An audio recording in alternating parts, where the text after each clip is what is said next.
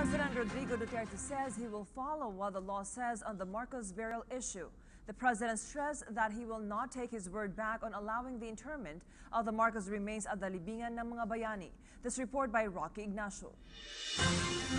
President Rodrigo Duterte said the law has spoken on the issue of the Marcos burial.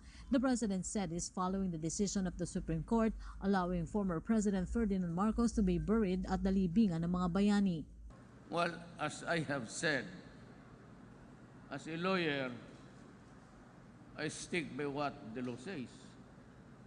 The law says that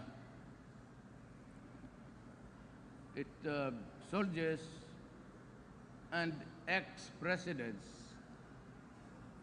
yung namatay, o baski hindi siguro ex, basta presidente ka, doon ka ilibing. Now, the question of this tussle about the dictatorship of Marcos is something which cannot be determined at this time. It has to have history.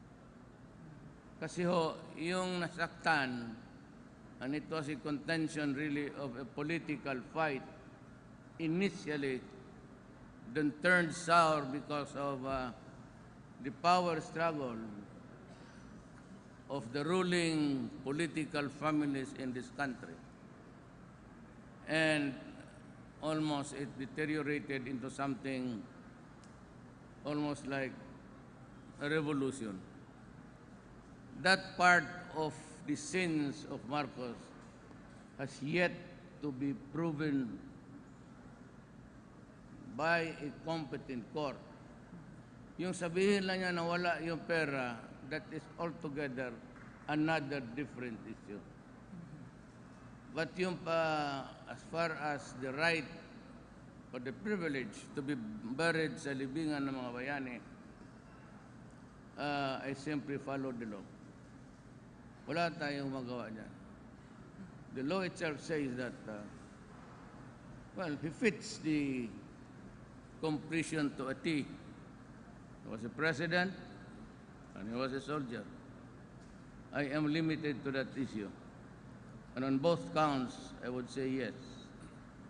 The president reiterated that he has no authority to intervene with the decision of the Supreme Court. Senate President Coco Pimentel earlier said that he is planning to talk with the president to reconsider the latest ruling on Marcos burial. I do not have the sole power of the changing fortunes of this country. No president is allowed to have that kind of power at his. It has to be based on a law. Better, tingnan mo lang yung batas para sigurado ka.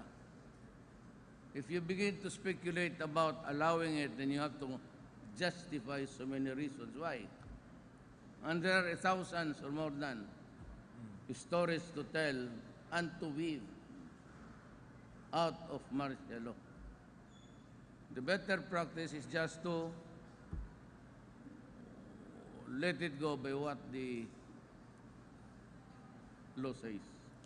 President Duterte added that he was able to talk with former Senator Bongbong Marcos amid Supreme Court ruling on his father's burial at the libingan ng mga bayani. I saw Bongbong yesterday in Tacloban. Sabi ko, it's your choice. Sabi niya na, same question like you. Can we now proceed? Ko, yes, you can. I've said before, I will not take my word back. Malacanang earlier said that the Supreme Court's decision will hopefully lay the matter to rest and for the nation to move forward. For PTV News, Rocky Ignacio.